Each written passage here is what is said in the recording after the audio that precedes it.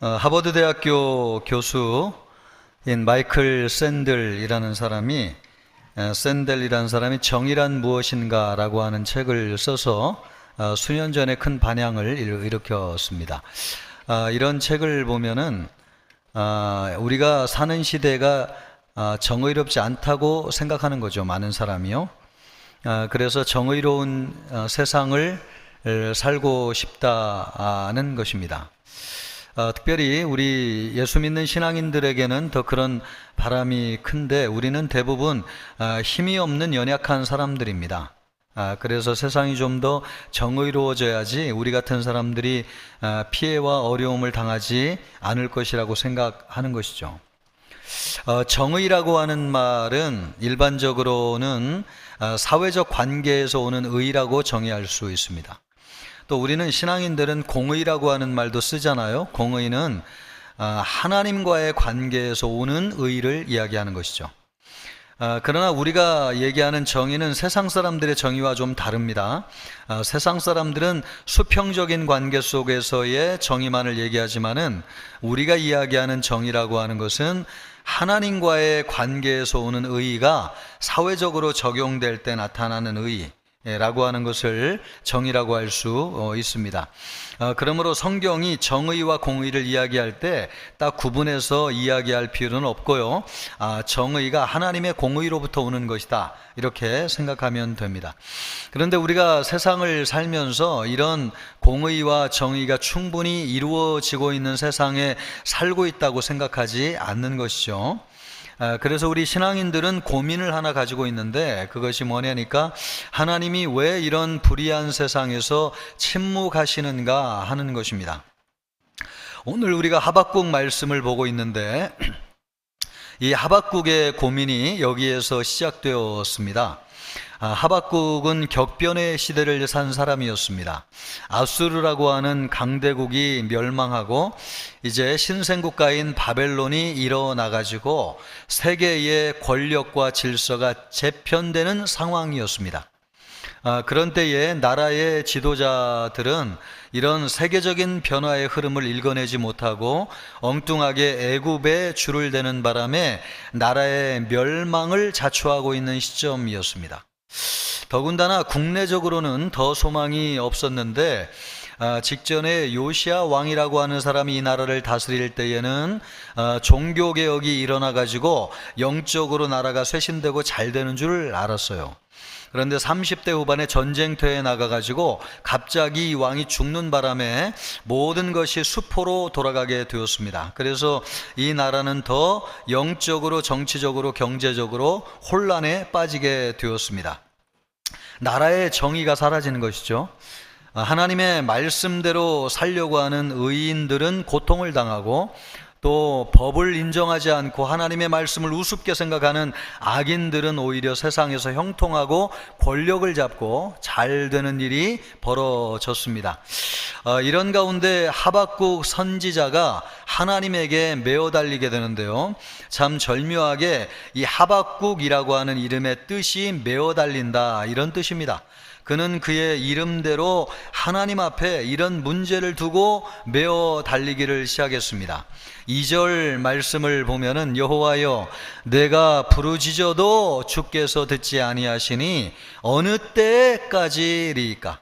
내가 강포로 말미암아 외쳐도 주께서 구원하지 아니하시나이다. 하나님, 상황이 이런 상황입니다.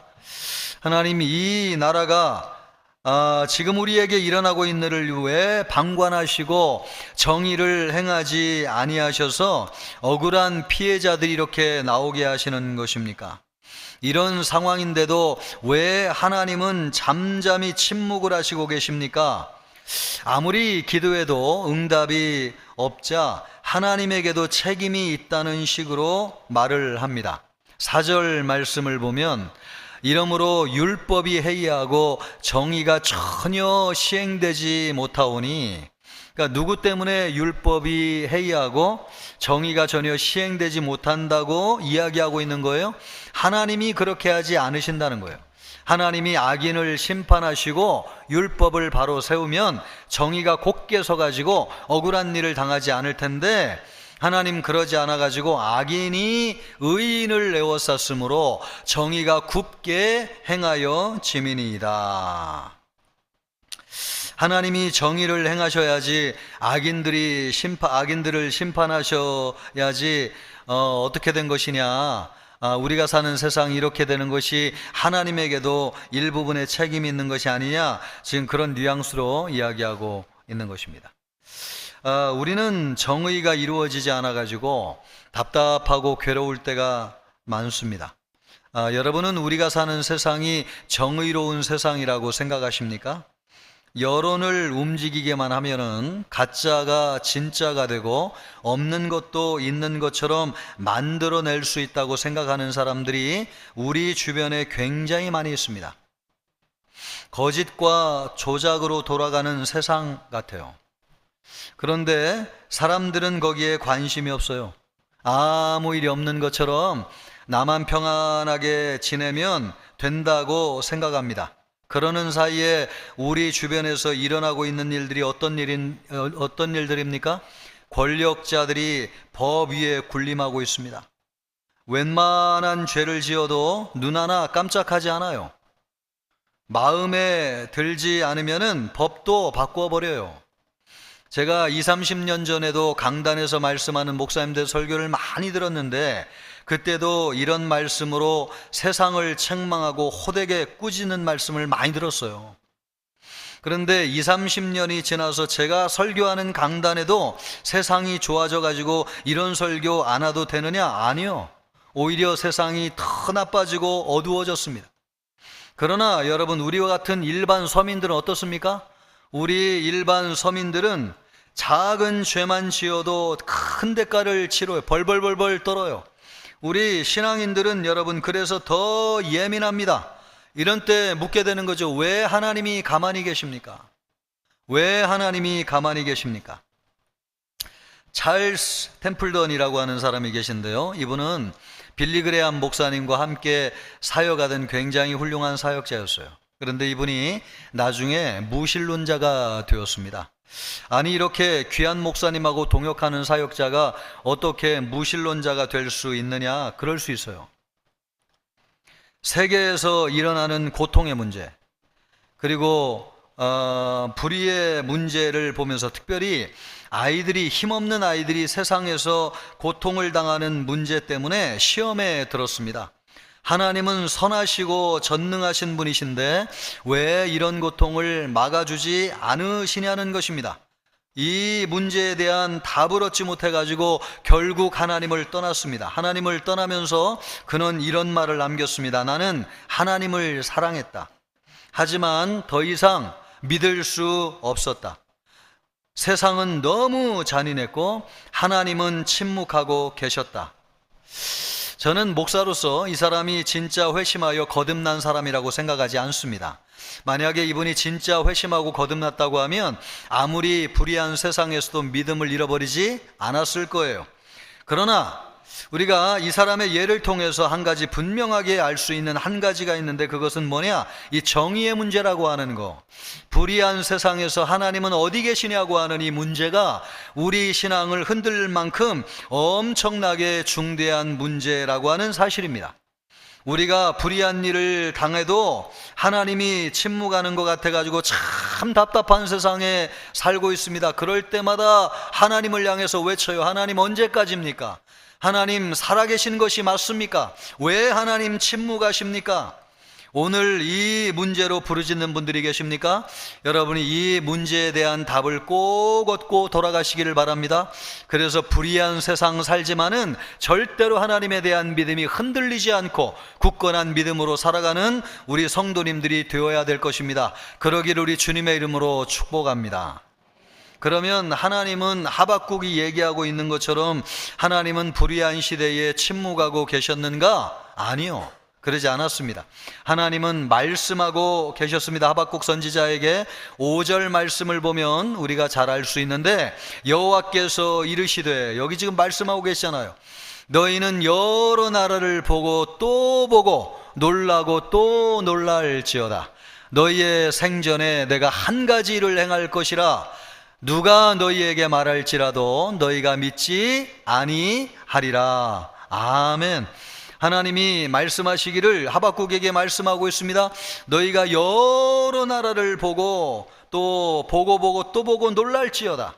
너희 생전에 내가 한 가지 일을 할 것인데 그 일이 얼마나 놀랍고 대단한지 누가 너희에게 말한다 할지라도 너희가 믿지 못할 정도일 것이다. 하나님이 행하시는 큰 일을 행하신다는 거예요.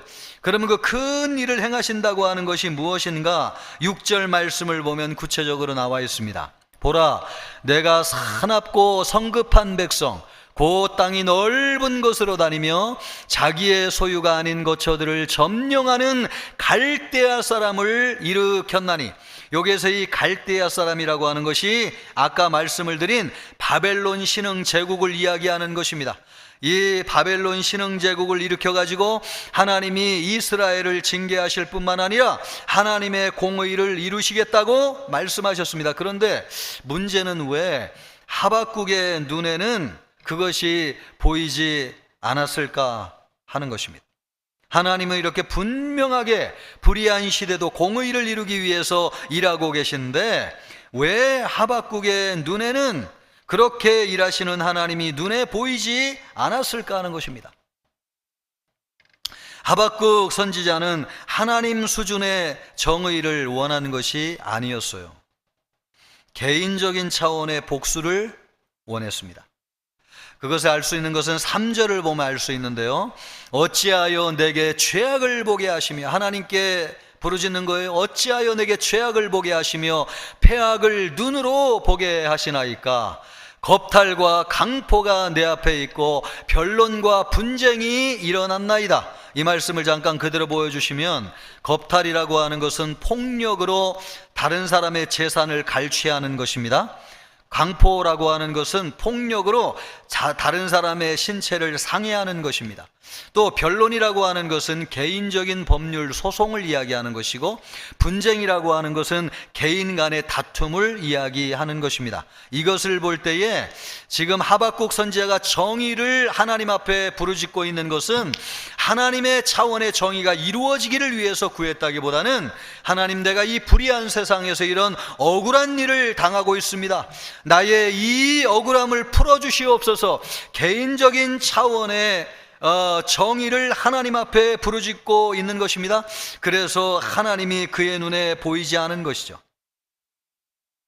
사람들이 불의한 시대에 하나님을 보지 못하는 것은 공의의 하나님을 찾지 아니하고 복수의 하나님을 찾기 때문에 그렇습니다. 여러분이가 곰곰이 생각해 보세요.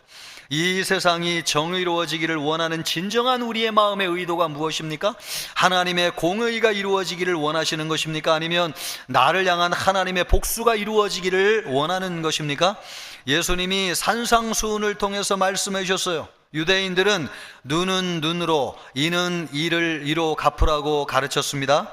그러나 예수님께서는 말씀하시기를 너희는 악한 자들 대적하지 마라. 오른편 뺨을 치거든 왼편 뺨을 돌려대고, 속옷을 달라 하면 겉옷을 주고 오리를 가자 하면 십리를 가라고 말씀하셨어요. 또 예수님은 너희는 이웃을 사랑하고 원수를 미워하라고 유대인들이 가르쳤지만, 유대인들은 그렇게 가르쳤어요. 이웃을 사랑하고 원수를 미워하라. 그러나 예수님은 뭐라고 가르쳤습니까? 예수님은 원수를 사랑할 뿐만 아니라 너희를 박해하는 자를 위하여 기도하라. 이같이 한즉 너희 하늘 아버지의 아들이 되리라고 말씀하셨습니다. 예수님은 여러분, 하나님이 복수를 좋아하시는 하나님이 아니라고 말씀하셨어요. 하나님은 복수를 좋아하시는 하나님이 아니세요. 예수님도 이 불의한 세상을 살면서 억울한 일을 많이 당하셨지만 한 번도 개인적인 차원의 복수를 하신 적이 없으세요. 왜냐하면 하나님은 공의의 하나님이시지 복수의 하나님이 아니라는 걸 아셨기 때문에 그래요. 그래서 여러분, 복수를 원하는 사람의 눈에는 하나님이 보이지 않아요. 우리가 불의한 시대를 살아가면서 하나님은 여전히 지금도 공의를 이루고 계신데 왜 우리의 눈에는 하나님이 쉽게 보이지 않는가? 우리가 진짜 하나님 차원의 공의를 원하는가? 아니면 내 개인적인 복수를 원하는가? 하나님이 눈에 보이지 않아요. 그래서 지난주에 프로야구 두산과 기아 경기를 했습니다. 안타깝게도 1승 1무 1패가 됐는데 그 무승부가 되는 날 그 11회 마지막에 타자가 공을 탁 쳤는데 이 공이 하늘로 탁 떴어요. 그런데 한 화면을 보여주는데 여자 두 친구가 와가지고 응원을 하는데 한 사람은 기아 유니폼을 입었고 한 사람은 두산 유니폼을 입었습니다. 공이 하늘에 탁 치솟아 올랐는데 두 사람이 기도를 하는 거죠. 하나님, 제발 저 공을 못 잡게 해주십시오. 또 한 사람은 제발 저 공을 붙잡게 해주십시오. 목사인 제가 그 기도를 어떻게 아냐고요? 그럴 것 같아요. 그럴 것 같아요. 그러면 여러분, 하나님은 누구의 기도를 들어주셔야 되는 것입니까? 하나님은 누구의 기도를 들어주셔야 돼요? 제가 이것을 여러분에게 말씀을 드리는 것은 오늘 우리가 원하는 정의가 이런 정의라는 것이죠. 내가 정의의 기준이에요. 그래서 내 정의대로 해야지 정의롭다고 생각해요. 하나님은 여전히 공의를 행하고 계시고 정의를 행하고 계시지만 내 정의에 맞지 않으면 하나님의 정의가 눈에 들어오지 않아요. 우리가 불의한 시대를 살면서 하나님을 보기를 원한다면 정의의 기준을 바꾸어야 됩니다. 우리가 정의가 아니에요. 하나님이 정의이십니다. 하나님은 여리고를 정복하고 남녀노소뿐만 아니라 모든 소유를 불태워서 다 없애라고 말씀하셨어요. 왜 그렇게 하라고 하셨는지 알 수 없어요. 아니, 어린아이와까지도 불태워서 죽여야 됩니까? 왜 그렇게 하라고 하셨는지 알 수 없어요. 그러나 여러분, 하나님은 완전하신 분이시고 실수하지 아니하시는 분이세요. 어떤 뜻이 분명히 있기 때문에 하나님이 그렇게 말씀하신 것입니다. 그러므로 우리는 100% 하나님을 신뢰하고 믿어야 돼요. 하나님은 여러분, 우리 수준의 공의와 하나님의 수준의 공의를 이루어 가시는 분이십니다. 유대인들은 예수님만 십자가에 못 박여 죽이기만 하면은 모든 일이 끝난다고 생각했어요. 그러나 그것이 우리 인류를 죄에서 구원하시는 하나님의 놀라운 방법이라고 하는 것을 누가 알았겠습니까? 예수님이 말씀한 나는 싫습니다. 하나님, 이것이 어떻게 불의한 내가 억울한 일을 당하는 것이 하나님 공이라고 할 수 있습니까? 나는 싫습니다. 그렇게 거부했다고 하면 우리 인류를 구원하시는 하나님의 구원과 공의가 어떻게 이루어질 수 있었겠습니까? 그러나 예수님은 확실히 알았어요. 하나님의 공의는 바르다고 하는 것, 어떤 상황에서도 하나님은 공의를 이루어서 그분의 뜻을 이룬다고 하는 것을 알았어요. 그래서 철저하게 하나님 앞에 순종하심으로 십자가를 져서 하나님의 공의를 이루시고 인류를 위한 구원을 이루실 수 있었던 것입니다. 예수님의 눈에는 하나님의 공의가 보였어요. 왜요? 하나님의 공의를 여러분, 예수님은 신뢰하고 따라갔기 때문에 그렇습니다. 한 자매가 학교에서 아이 문제로 부당한 일을 당하고 억울한 일을 당했습니다. 하나님께 갚아달라고 간절히 기도를 했어요. 그러나 기도한 즉시 그 뜻이 이루어지진 않았습니다. 그러나 그 일 때문에 이 자매가 하나님께 나오게 됐고 예수님을 믿고 구원을 받게 되었습니다. 하나님의 공의가 이루어진 것이죠. 여러분이 직장에서 부당한 일을 당할 수 있어요. 하늘에서 즉시 불이 떨어져 가지고 문제가 해결되면 좋겠지만 그러지 않은 일들 참 많이 있어요. 그러나 여러분, 분명한 한 가지는 뭡니까? 여전히 그럼에도 불구하고 하나님은 우리 안에 역사하고 계시고 하나님의 공의는 하나님의 방법으로 성취되고 있다고 하는 것입니다. 여러분 믿습니까? 이것을 믿으라고 성경이 말씀하고 있어요. 그래야지 우리가 지금도 우리와 함께 하시는 하나님을 볼 수 있습니다. 그 하나님을 바라보고 살아가는 우리 모든 성도들 되시기를 주님의 이름으로 축복합니다. 하박국이 이러한 일을 겪고 나니까요, 불의한 시대를 살면서 우리 성도들에게 꼭 필요한 한 가지가 있다고 하는 것을 알게 되었습니다. 그것이 뭐냐니까 믿음이에요. 그래서 하박국서 2장 4절 말씀을 보면은 성경적으로 신학적으로 엄청나게 중요한 말을 하박국 선지자가 하는데 이 말씀을 로마서에서도 인용한 말씀입니다. 의인은 그의 믿음으로 말미암아 살리라. 우리 같이 한번 읽어볼까요? 의인은 그의 믿음으로 말미암아 살리라. 우리는 여러분 이것을 로마서에서 읽다 보니까 행위에 반대되는 개념으로서의 믿음을 얘기하지만 사실 하박국이 이 말씀을 할 때에는 불의한 시대를 살아내는 믿음으로서 믿음을 얘기하고 있습니다. 불의한 시대에 믿음으로 살아야 된다는 거예요. 그러면 지금 하박국이 얘기하고 있는 믿음이라고 하는 게 뭐냐? 먼저 우리가 역사의 중심이라고 하는 것을 믿어야 된다는 것입니다. 하박국은 불의한 시대에 하나님이 일하지 않고 계시다고 생각했어요. 그러나 하나님은 계획이 있으셨습니다. 그 계획이 무엇입니까? 방금 전에 말씀드린 것처럼 바벨론이라고 하는 초강대국을 일으켜가지고 이스라엘을 향한 하나님의 뜻을 이루는 것이었습니다. 그러나 이것은 상상만 해도 엄청난 일이었어요. 바벨론이라고 하는 것은 세계적인 초강대국이었습니다. 아수르를 한순간에 멸망시키고 주변 나라를 복속하고 정복할 만큼 엄청나게 강력한 나라였습니다. 누가 그런 나라를 일으켜가지고 이스라엘이라고 하는 보이지도 않는 이 손톱봐도 작은 나라를 징계하시고 하나님의 공의를 이루시기 위해서 사용할 것이라고 누가 생각이나 했겠어요? 그러나 오늘 하나님의 말씀을 보니까 하나님이 실제로 그런 일을 하셨다고 성경이 말씀하고 있습니다. 이것을 볼 때에 성경이 우리에게 한 가지 굉장히 중요한 진리를 말씀하고 있는데, 그것이 무엇이냐? 교회와 하나님 나라를 중심으로 우리가 살아가는 세상 역사가 돌아간다고 하는 사실이에요. 이 세상 모든 역사의 중심에 뭐가 있다는 것입니까? 교회와 하나님 나라의 역사가 그 중심에 있다는 것입니다. 교회가 역사의 중심이에요. 너무 엄청난 말이어서 여러분 믿기 어렵습니까?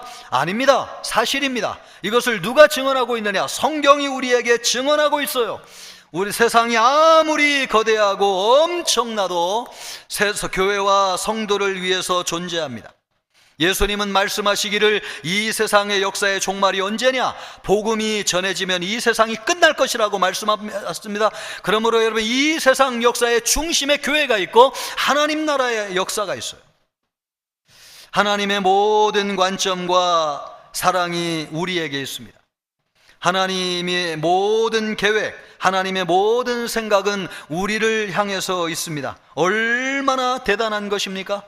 우리는 여러분 불의한 시대를 살면서 절대적으로 믿어야 되는 믿음이 한 가지 있는데, 바로 이것, 우리가 세상의 중심이고 교회가 하나님의 중심이고 하나님 나라의 이 하나님 나라의 역사가 이 세상의 중심이라고 하는 이 믿음. 왜냐하면 우리는 흔들릴 때가 너무나 많거든요. 불의한 시대를 살면서. 여러분, 불의한 시대를 살면서 우리는 너무 작고 초라하게 생각이 돼요. 성도들이 아무리 많이 모여가지고 동성애는 죄라고 부르짖고 동성애는 안 된다고 외쳐도 세상 사람들은 귓등으로도 듣지 않습니다. 언론에도 여러분 한 줄 실어주지 않아요. 그러나 이 세상 역사를 주관하시는 분은 누구시냐? 하나님이십니다. 이 하나님을 믿고 살아갈 때에 불의한 세상에서 우리가 흔들리지 않아요. 이것이 의인은 믿음으로 살리라고 하는 뜻입니다. 하나님은 우리와 교회를 중심으로 세상 역사를 이끌어 가세요. 그래서 예수님이 말씀하시기를 적은 무리여 무서워하지 말라. 말씀을 한번 보여주세요. 적은 무리여 무서워하지 말라. 너희 아버지께서 그 나라를 너희에게 주시기를 기뻐하시느니라. 아멘. 여러분, 적은 무리여 무서워하지 말라. 하나님이 너희에게 그 나라를 주시는 것을 기뻐하시느니라. 그러므로 누가 알아주지 않아도 당당하세요. 악인들이 주변에 너무나 많고 악인들에 의해서 이 세상이 움직이지는 것 같다고 여러분 위축되거나 작아지지 마세요. 아무리 안 좋은 일이 여러분 주변에서 일어나고 내가 원하지 않는 사건이 일어난다고 해도 하나님은 우리를 향한 공의의 계획을 가지고 계시다고 하는 것을 믿으시기를 바랍니다. 이것이 불의한 시대를 살아가는 데 필요한 믿음이에요. 그 믿음으로 살아가는 우리 성도들 되어야 될 줄 믿습니다. 그러기를 주님의 이름으로 축복합니다. 또 불의한 시대일수록 믿음으로 우리가 살아야 됩니다. 그것이 믿음이에요. 불의한 시대일수록 성도가 세상적인 삶의 방식을 담기가 쉬워요. 눈에는 하나님이 안 보이고 귀에는 하나님의 말씀이 들리지 않습니다. 그것이 불의한 시대입니다. 그럴 때일수록 눈에 들어오고 귀에 들어오는 것이 있는데, 그것이 무엇인가? 힘을 가진 사람들이 최고인 것 같아요. 권력만 있으면은 죄도 없앨 수 있는 것처럼 보여요. 사람들을 그냥 내 편으로 끌어들이기만 하면 이 세상에서 이루지 못할 것이 없는 것처럼 보여요. 불의한 시대에 이런 세상의 흐름이 아주 두드러지게 보인다는 겁니다. 특별히 믿음으로 살아야 될 우리 성도들에게 그런 시험대 위에 올려져 있어요. 하나님이 눈에 잘 보이지 않아요. 하나님의 말씀이 안 들려요. 그런데 눈에 보이는 세상에서 일어나는 일들은 제가 지금 이야기한 것처럼 이런 일들이 크게 두드러지게 보여요. 그래서 믿음으로 살아야 될 성도들도 이런 세상적인 삶의 방식을 따라 사는 일들이 많아진다고 하는 것입니다. 그래서 하박국 선지자가 얘기하고 있는 거예요. 나도 그런 위기에 노출되어 있었지만은 오직 의인은 믿음으로 말미암아 살리라. 믿음으로 살아야 된다는 것이죠. 여러분, 직장 생활하면서 알게 된 정보로 주식 투자를 해가지고 돈을 버는 사람들이 많다고 하는 것을 여러분 아십니까? 한두 사람이 아니라는 거예요. 심지어 공무원들까지도 도덕적으로 해이해져 가지고 그런 정보를 가지고 돈 욕심에 끌려서 그런 일을 하는 사람들이 너무나 많아졌다는 거예요.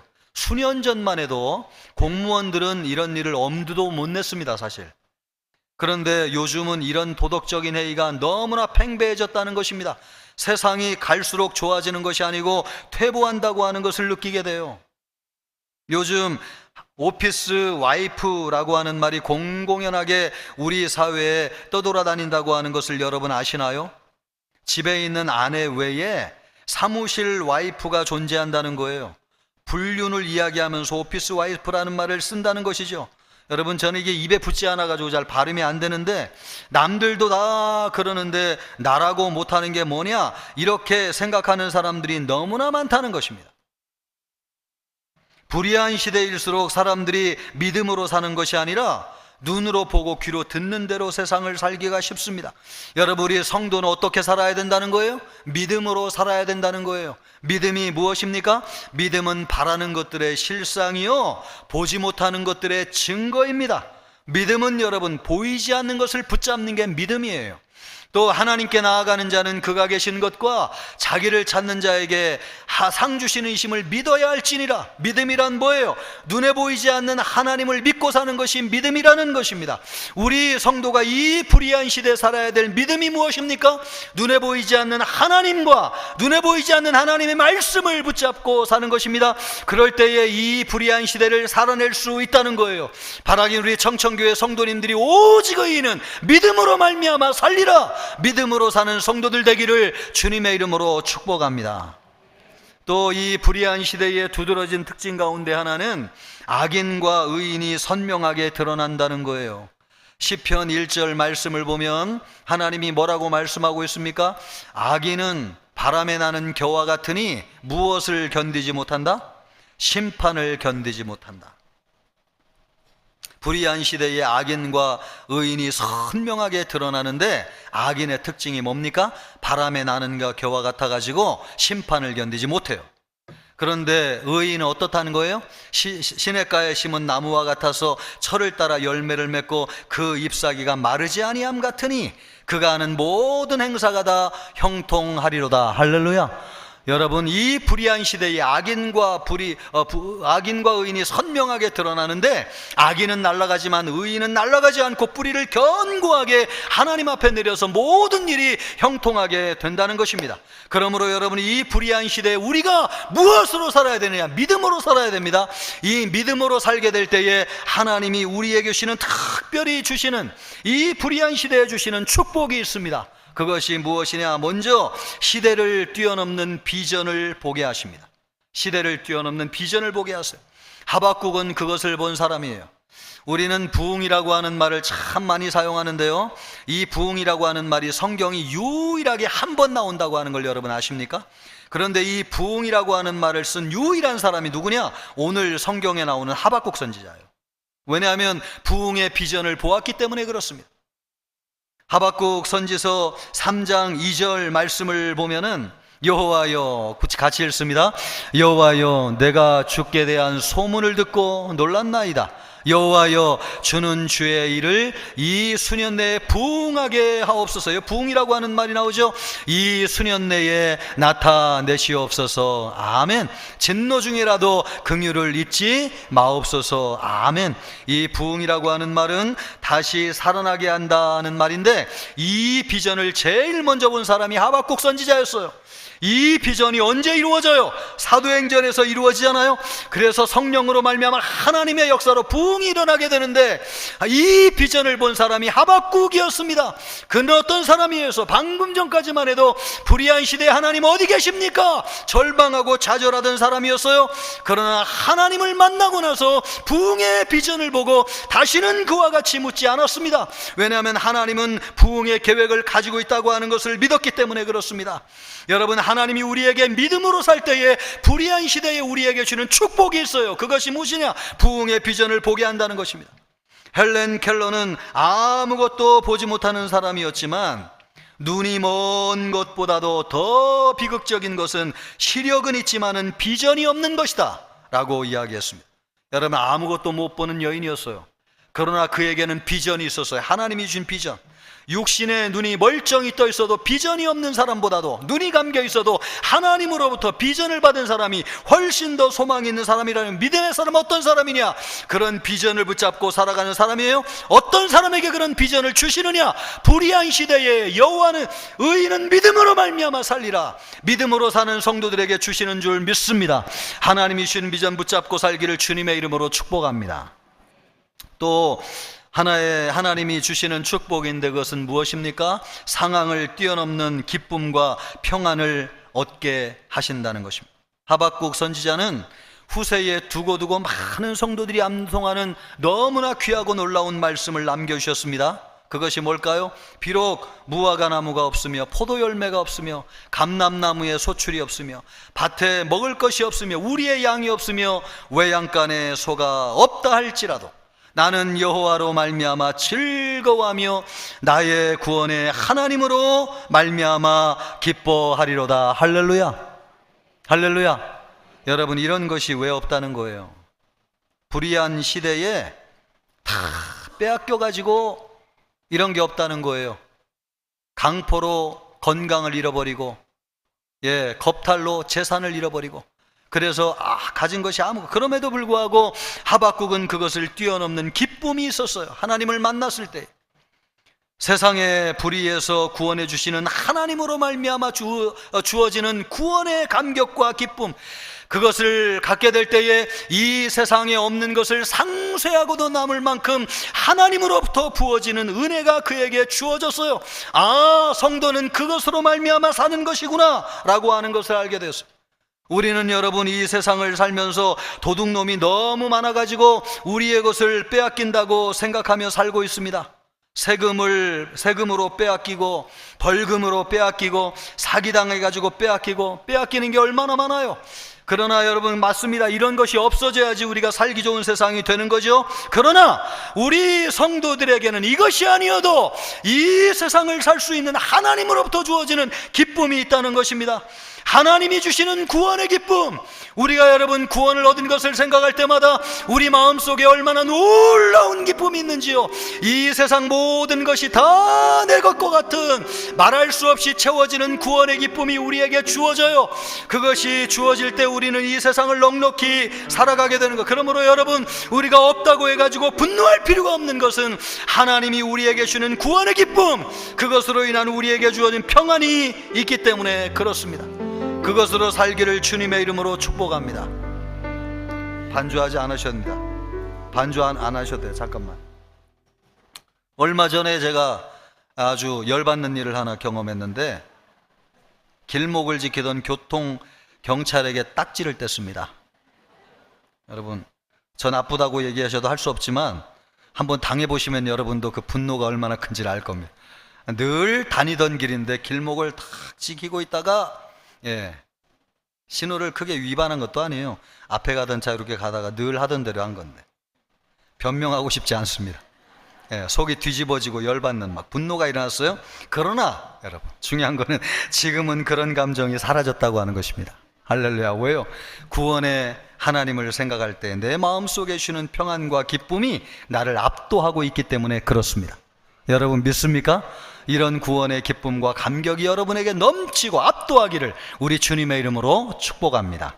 그래서 불의한 시대를 믿음으로 살고 승리하는 여러분 되기를 주님의 이름으로 축복합니다.